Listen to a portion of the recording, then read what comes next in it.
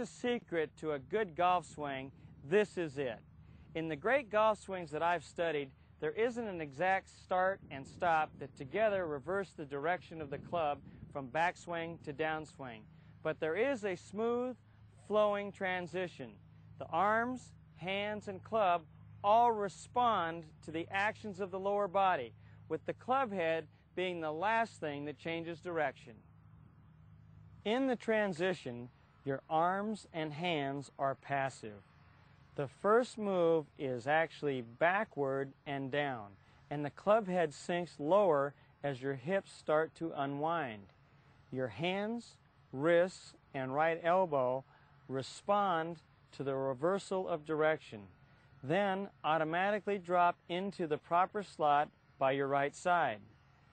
The Step 5 checkpoint position actually looks a lot like Step 3 in many respects. From a head-on view, the hands and club shaft look like they're passing through the same positions.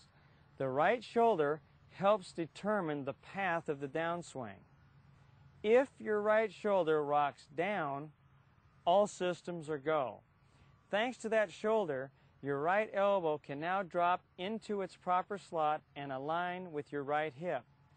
This lowering of the right shoulder is a response to the legs initiating the forward motion. But if the first motion is initiated by your right shoulder out toward the ball, you have no chance to attain the correct positions at Step 5.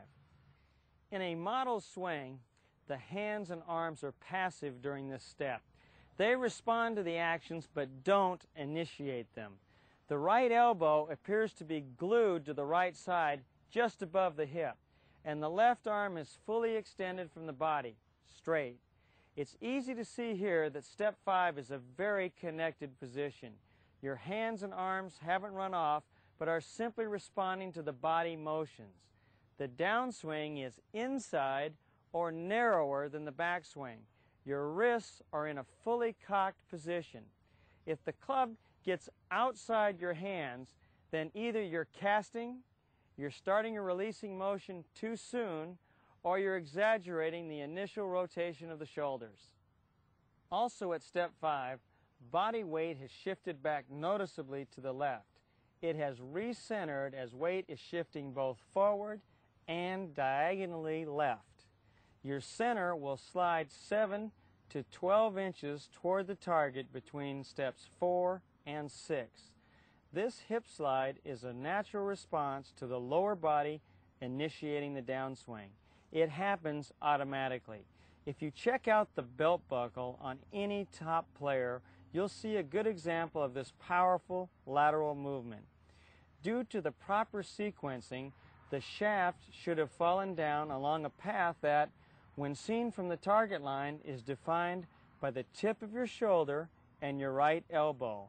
If the shaft stays in this corridor of success, the butt end of the club points to an extension of the ball target line.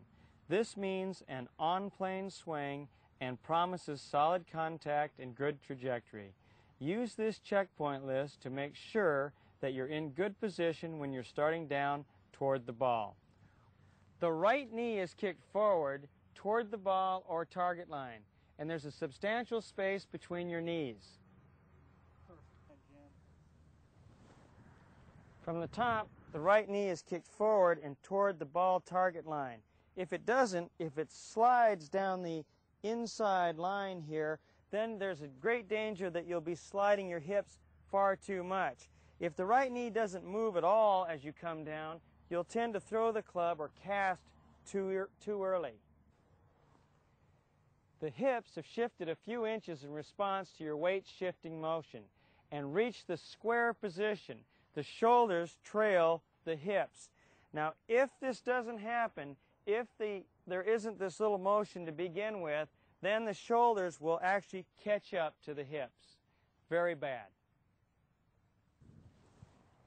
The head has stabilized at or slightly behind its address position. If it doesn't, if the head slides in front of your address position, then your only alternative is to throw your hands and the club at the ball. That's the only way you'll be able to hit it. You'll be out in front of the golf ball.